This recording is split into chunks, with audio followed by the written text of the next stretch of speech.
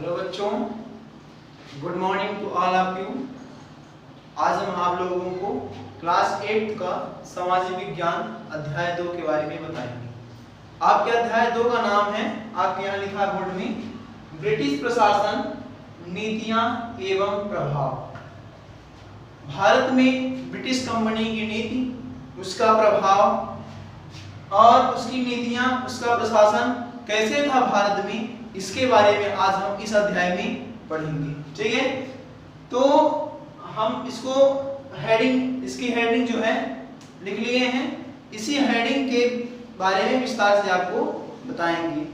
British company के बारे में आप लोगों को थोड़ा बहुत अध्याय 1 में बताया गया था। उसकी प्रशासन जो है, उसका प्रशासन भारत में कैसे रहा, इसके बारे में हम बताएंगे आपको। तो आप ये जानिए, ब्रिटिश कंपनी भारत में केवल और केवल व्यापार के उद्देश्य से आई थी। व्यापार के उद्देश्य से आने के बाद वह भारत में अपना प्रशासन करना, भारत की राजनीति क्षेत्र में अपना स्वामित्व जमाना, अपना स्थायित्व बनाना, इस तरह के सारे विस्तार उसके मन में आने लगे। अर्थात हम कहें कि वह अपने मन में विस्तारवाद बना लिया था, है ना, अपने क्षेत्र को विस्तार करना। भारत में कई कंपनियां विस्तार करने के लिए आई। यूरोपीय कंपनी है, फ्रांसीसी है उसमें से। तो कर्नाटक युद्ध के बाद, भारत में जब कर्नाटक युद्ध हुआ, उसके बाद ब्रिटिश कंपनी ने उस फ्रांसीसी कंपनी को भारत से निष्कासित कर दिया। उसके बाद वह अकेली कंपनी भारत में बची, जो यहाँ राजनीतिक क्षेत्र में भी अपना स्वामित्व जमाना चाहा। तो हम पहले बात करते हैं ब्रिटिश प्रशासन। ब्रिटिश प्रशासन कैसे था? वह भारत में व्यापार के साथ साथ भारत के प्रशासनिक क्षेत्रों में अपना हाथ बढ़ाने लगा। यहाँ भारत में अनेक राजा थे, अनेक छोटे छोटे राज्य थे, कई क्षेत्र बटे हुए थे। उन अलग अलग क्षेत्रों में अलग अलग जगहों पर अपना राज्य जमाना चाहा। सबसे पहले तो वह बंगाल में अपना स्थायित्व बनाया, बंगाल में निशाना साधा। वहां के जो गवर्नर थे, वहां के नवाब थे निजामुद्दौला। बंगाल के नवाब उस समय पर थे निजामुद्दौला, और मुगल सम्राट शाह आलम।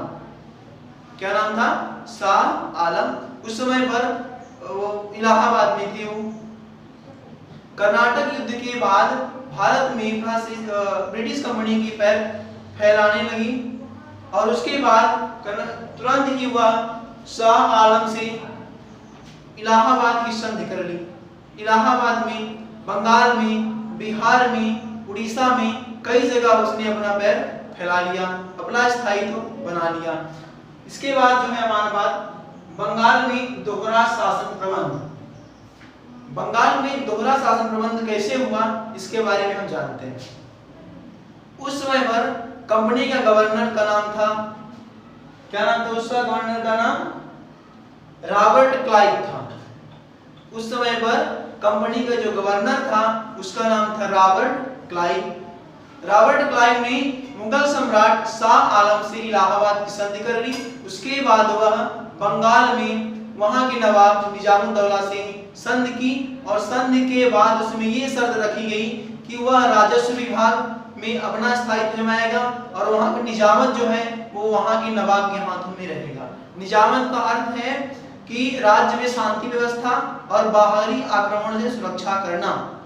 और जो राजस्व विभाग था, वहां की दीवानियां थी, वह सब कंपनी अपने खुद हाथों में ले लिया। राजस्व विभाग का समस्त कर कंपनी के हाथों में जाने लगा। जितने भी कर आते थे उसमें शाह आलम का पेंशन, निजामुद्दौला का पेंशन, और खर्च जितने आते थे उसमें, जैसे सुरक्षा खर्च हो गया, इन सारे खर्च काटने के बाद जितना टैक्स बचता था वह कंपनी के खजाने में जमा होता था।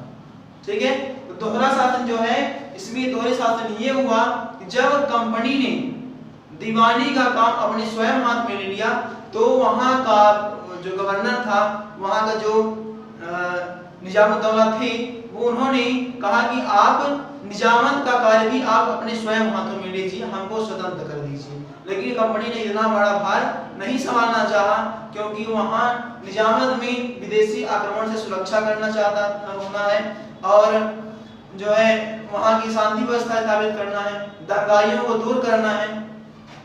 ये सारा खर्च कंपनी ने अपने हाथों में नहीं लिया, अतः ये दो भागों में बट गया। जो दीवानी का कार्य था, राजस्व विभाग का कार्य था, वह कंपनी ने लिया, और जो शांति व्यवस्था का कार्य था, जनता के देखभाल का कार्य था, वह वहां के नवाब ने ले लिया। इस तरह की वहां की शासन जो था दो भागों में बट गया। इस तरह वहां जो जनता थी बहुत प्रताड़ित हुई इस प्रकार के शासन व्यवस्था से। दोहरे शासन के दुष्परिणाम, अगली हमारा हेडिंग है दोहरे शासन का दुष्परिणाम। उस दोहरे शासन का क्या दुष्परिणाम हुआ? वहां के जो छोटे छोटे व्यापारी थे, कुटीर उद्योग चलाते थे, किसान थे, आम जनता थी, उनमें इस दोहरे शासन का बहुत बुरा प्रभाव पड़ा, बहुत प्रभावित हुए। किसानों की कृषि समाप्त होने लगी, छोटे छोटे कुटीर उद्योग के व्यवसायी थे, उनके उद्योग समाप्त होने लगे, क्योंकि जितना राजस्व विभाग का कर आता था वह समस्त कर कंपनी के खजाने में जमा होता था। नवाब के पास कुछ था नहीं, जितना शांति व्यवस्था में खर्च आता था केवल उतना ही उसको मिलता था। इस तरह वहां की जनता बहुत परेशान हो गई। तो इसके बाद आता है रेगुलेटिंग एक्ट। रेगुलेटिंग एक्ट क्या है? ये सारी व्यवस्थाएं ब्रिटिश शासन की नियुक्ति, ब्रिटिश शासन को कर्मचारियों को निलंबित करना, इस तरह के समस्त कार्य इंग्लैंड के सम्राट क्या करते थे। इंग्लैंड के सम्राट जो ब्रिटिश के मुख्य अतिथि थे, ठीक है, जो इसके ब्रिटिश कंपनी के मालिक थे, वो इन सारी चीजों का निराकरण इंग्लैंड से दिया करते थे। तो इन सारी चीजों से वो वाकिफ थे, उनको मालूम था कि इंडिया में किस तरह से अत्याचार किया जा रहा है, किस तरह के अत्याचार फैलाया गया है। बंगाल में लूट चालू है, हर जगह संधि हो रही है, भारत में प्रशासनिक व्यवस्था में ईस्ट इंडिया कंपनी जो है अपना हाथ फैला रही है, अपने अंडर में ले रही है। तो इतना करने के बाद भी वहां यह बताया जाता था कि ब्रिटिश कंपनी के पास धन की कमी है, राजकोष खाली है, ऐसा बताया जाता था, क्योंकि जो ब्रिटिश कर्मचारी थे वो घूसखोर थे, वो सिर्फ अपना जेब भरते थे। इसी कमी के कारण ब्रिटिश कंपनी की जानकारी वहां दी गई और उन्होंने एक एक्ट बनाया जिसका नाम है रेगुलेटिंग एक्ट। क्या नाम है? Regulating act. यह 1773 में बनाया गया। इस एक्ट के अनुसार कोई भी कर्मचारी कोई भी किसी भी तरह का कोई तोहफा या किसी तरह का अवैध वस्तु गिफ्ट के रूप में या तोहफे के रूप में स्वीकार नहीं करेगा। अच्छे शासन व्यवस्था के रूप में इस एक्ट को यहाँ भेजा गया। रेगुलेटिंग एक्ट के प्रावधान, इसका क्या प्रावधान हुआ, कैसे बना? रेगुलेटिंग एक्ट का जो प्रावधान है, इस एक्ट के दौरान जो यहाँ कंपनी का गवर्नर था उसे एक गवर्नर जनरल बना दिया गया। गवर्नर जनरल जो सेना का प्रमुख स्वामी हो गया था। सेनाओं का नियुक्ति करना, उनको निलंबित करना, सेना को हटाना, कहां कैसे युद्ध करना है, समस्त युद्ध की जो लीडिंग थी, वो लीडिंग उसके हाथ में गवर्नर जनरल के पास चली गई। ठीक है।